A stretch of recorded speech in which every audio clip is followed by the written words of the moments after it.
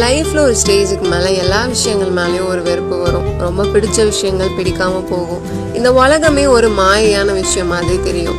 நம்மன மனுஷங்க மேலே ஒரு நம்பிக்கை இல்லாமல் போகும். சில நேரங்களில் நம்ம மாற்றத்தை நம்மளாலே அக்செப்ட் பண்ண முடியாது. பட் ஏதோ ஒரு ரீசனுக்காக காட் அலோவ் பண்ணியிருக்காரு அப்படின்னு ஒரு அண்டர்ஸ்டாண்டிங்கும் வரும். பட் அப்படியே வந்தாலும் லைஃப்பில் இது ரொம்ப கஷ்டமான ஒரு phase. Sometimes it's hard to ஹேண்டில்னே சொல்லலாம். வேணுங்கிற விஷயத்த செய்ய முடியாமல், வேணாங்கிறத விட முடியாமல் கஷ்டப்படுறதெல்லாம் சீரியஸாகவே ரொம்ப பெயின்ஃபுல் தான். ஏசப்பாவை தவிர, இதை ஃபேஸ் பண்ணுறவங்கள தவிர வேறு யாருக்கும் இந்த விஷயங்கள் புரியாது. இந்த வீடியோ எல்லாருக்கும் இல்லை, உங்களில் இதை ஃபேஸ் பண்ணுற சில பேருக்கு தான். அவங்களுக்கு நான் சொல்கிறது இதுதான், உங்கள் அழைப்பு ரொம்ப பெருசு. சாதாரண ஒரு விஷயத்துக்காக உங்களை அவர் அழைச்சிருந்தா இந்த லைஃப் பாத் உங்களுக்கு கொஞ்சமாச்சும் ஈஸியாக இருந்திருக்கும். பட் அப்படி இல்லை. உயர்வான பிளேஸில் உங்களை நிறுத்த தான் நிறைய விஷயங்கள் அலோவ் பண்ணுறாரு. நீங்கள் நோட்டீஸ் பண்ணியிருந்தீங்கன்னா தெரிஞ்சிருக்கும், இப்போ நடக்கிற எல்லாமே உங்கள் கையை மீறி நடக்கிற விஷயங்கள் தான்.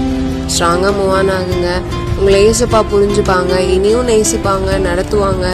இதெல்லாம் இன்னும் கொஞ்ச நாள் தான், எல்லாம் சீக்கிரம் மாறிடும்.